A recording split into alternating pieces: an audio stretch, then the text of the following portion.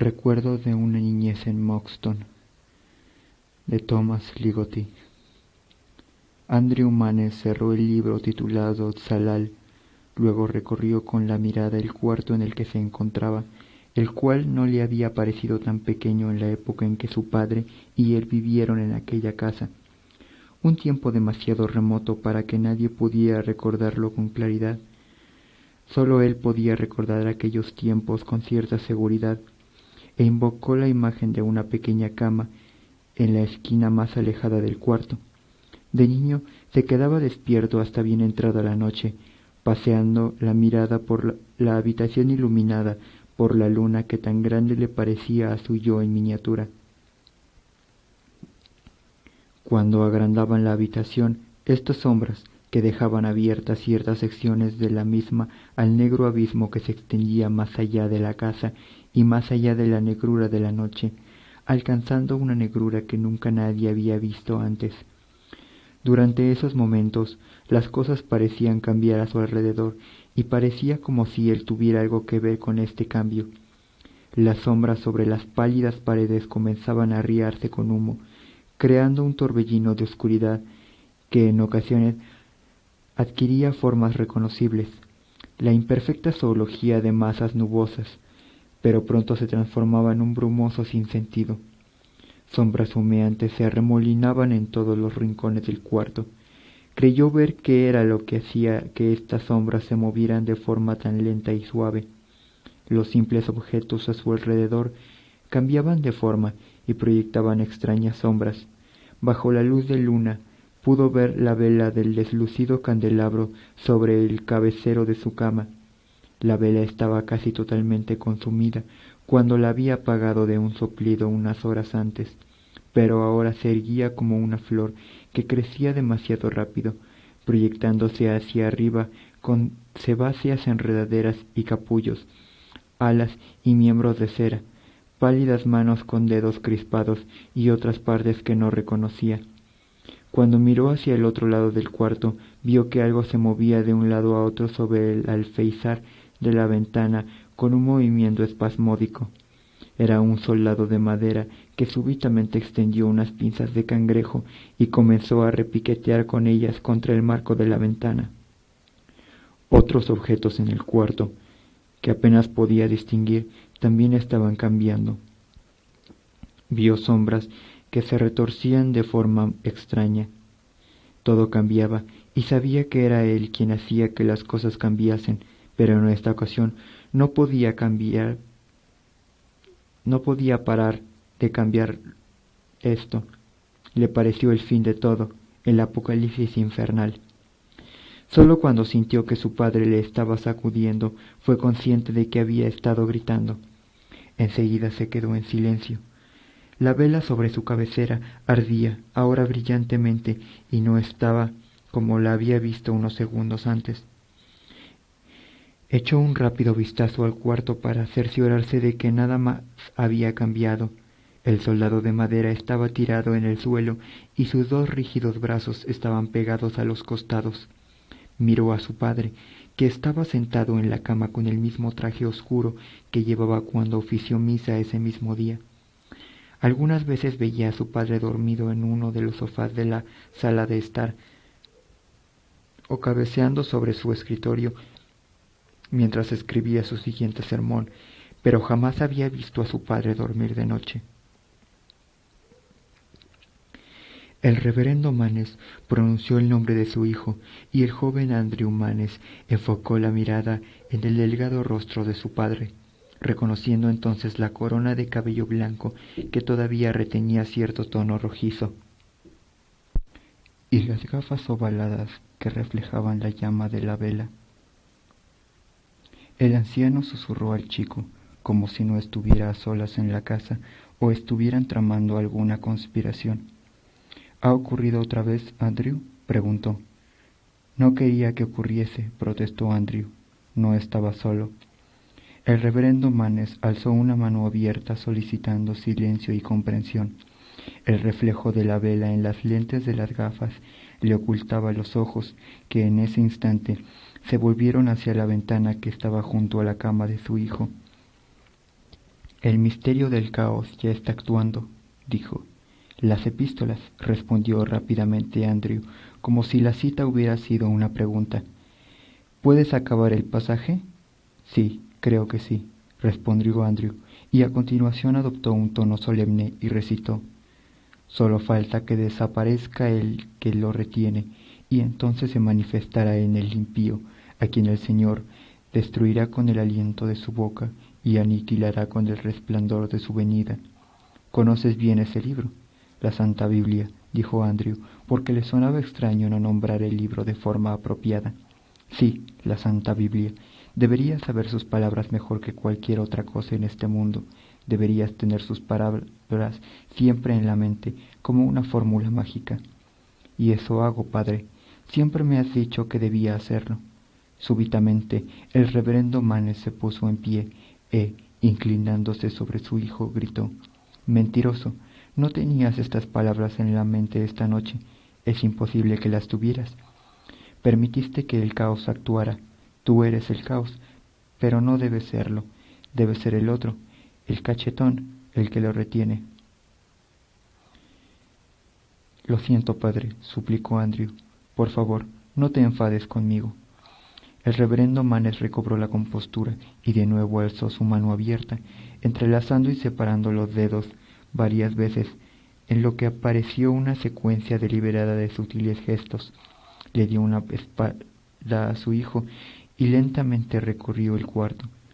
Cuando llegó a la ventana en la pared opuesta, observó la oscuridad que envolvía la ciudad de Moxton, donde él y su hijo llegaron hacia allí varios años. En la calle Main de la ciudad, el reverendo había construido una iglesia. Cerca de esta, construyó una casa. La silueta del campanario de la iglesia se recortaba contra las nubes iluminadas por la luna. Desde el otro lado del cuarto, el reverendo Manes dijo a su hijo: «Construí la iglesia en la ciudad para que la gente la viera.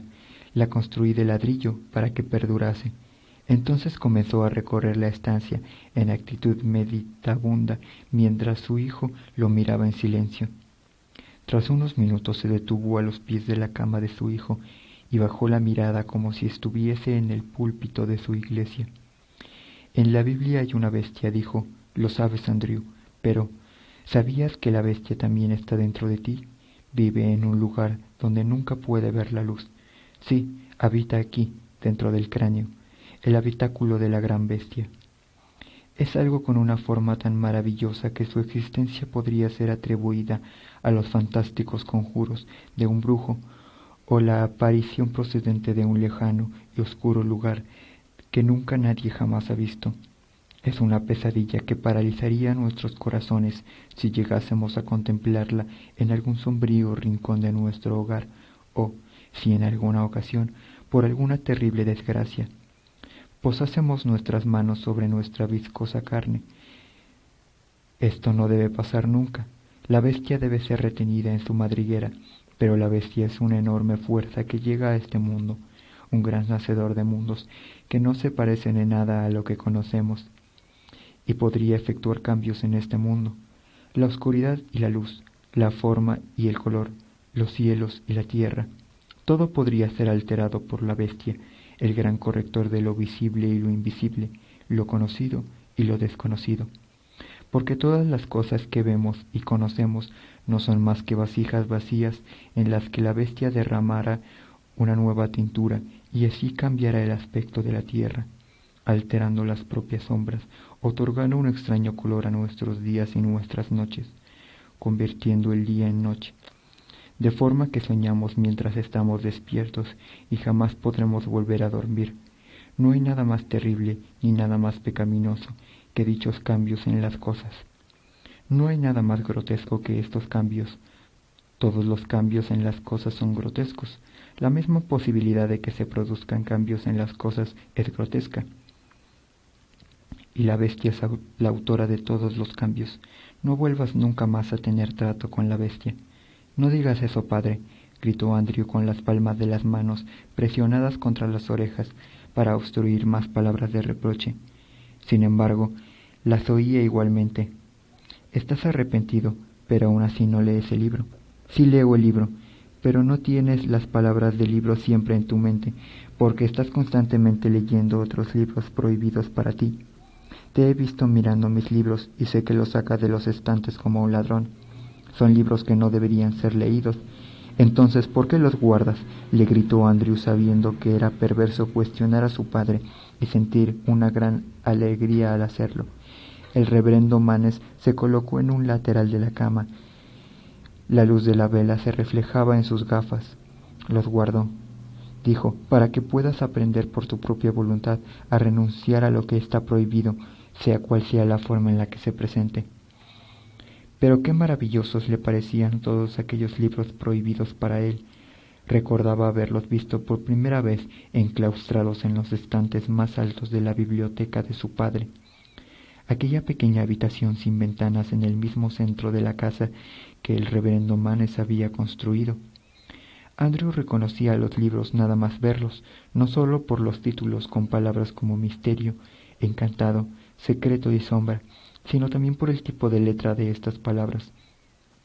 Una escritura afilada, parecida a las letras de la propia Biblia, y por los tonos de sus encuadernaciones de tela, los ropajes desteñidos de crepúsculos otoñales. De alguna manera sabía que estos libros estaban prohibidos para él, incluso antes de que el reverendo hiciera saber a su hijo este hecho y provocase que el chico se sintiera avergonzado por su deseo de sostener aquellos libros y reconocer su contenido. Comenzó a sentirse unido a los mundos que imaginaba, revelados en los libros, obsesionado con lo que él concebía como una cosmogonía de pesadillas. Y tras haber entrado ilícitamente a la biblioteca de su padre, comenzó a tratar con detalle el mapa de un universo misterioso, un lugar donde el sol se había perdido de vista, donde las ciudades eran frías y oscuras, donde las montañas palpitaban con las monstruosidades que escondían. Los bosques tamborileaban con vientos secretos, y todos los mares permanecían horriblemente en calma. En sus sueños acerca de este universo se sobrepasaban con creces las visiones más oscuras que cualquiera de los libros que hubiera leído jamás. Una noche interminable había caído sobre todos los paisajes inimaginables. Así, pues, mientras dormía, podía encontrarse de pie al borde de un enorme barranco lleno de árboles, de verdes copas afiladas, y en la distancia los picos de las colinas se recortaban negros bajo un cielo caótico lleno de estrellas. Alguna escena de este tipo con frecuencia se repetía en aquellos libros prohibidos, y en ocasiones proporcionaba el motivo de uno de los grabados que acompañaban a la narración. Pero jamás leyó en ningún libro lo que sus sueños le mostraban en el cielo, sobre el barranco y sobre las colinas. Cada una de las brillantes y encrespadas estrellas comenzaba a soltarse de los lugares donde la negrura las sujetaba. Al principio se agitaban y luego rodaban por sus lechos nocturnos. En esos momentos veía el reverso de las estrellas, que no se asemejaba en absoluto a lo contemplado a través de los ojos de la tierra. Lo que podía ver no se asemejaba a las estrellas, sino a algo más parecido a la cara interior de las grandes rocas con las que uno podría tropezarse en las profundidades de húmedos bosques. Habían cambiado de una manera sumamente extraña, cambiado porque todo en el universo estaba cambiando, y ya no podía ser protegido de los cambios provocados por algo que había despertado en la negrura, algo que deseaba moldear de nuevo todo lo que veía, y que tenía el poder de ver todas las cosas.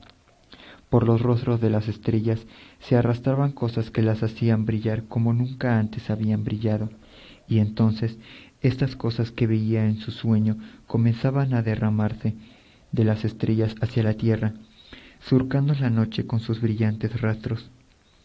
En esas noches de sueños, todas las cosas se hallaban sujetas a fuerzas que no entendían de ley o razón, y nada poseía su propia naturaleza o esencia, sino que tan solo era una máscara sobre el rostro de la oscuridad absoluta, una negrura que jamás nadie había contemplado. Aun siendo solo un niño, ya era consciente de que sus libros no se ajustaban a la creación que le había enseñado su padre, y aquel libro, en otra la creación que él perseguía, una contracreación, y los libros que llenaban las estanterías de la biblioteca de su padre no podían revelarle lo que él deseaba saber sobre esta otra génesis, al tiempo que se lo negaba su padre y con frecuencia a sí mismo soñaba con leer el libro que estaba realmente prohibido, las escrituras de una creación letal, unas escrituras que narrarían el relato del universo en su sentido más puro. Pero, ¿qué podría encontrar tal libro? ¿Dónde podría encontrar tal libro? ¿O en qué estante de qué biblioteca aparecería ante sus ojos? ¿Lo reconocería cuando la fortuna permitiera que cayera en sus manos? Con el paso del tiempo fue creciendo la certeza de que encontraría el libro. Había soñado tantas veces con él, y es que en las visiones más inverosímiles se veía a sí mismo en posesión del libro, como si lo hubiera heredado. Pero, aunque sostenía el libro en sus sueños e incluso veía sus palabras con milagrosa claridad, no llegaba a comprender la sustancia de una escritura cuyos significados parecían devolverse y disolverse, transformándose en un sinsentido. Nunca se le concedió en estos sueños una comprensión de lo que el libro debía contarle. El libro sólo se comunicaba con su mente mediante las más oscuras y extrañas sensaciones, como una especie de presencia que invadía y poseía el sueño.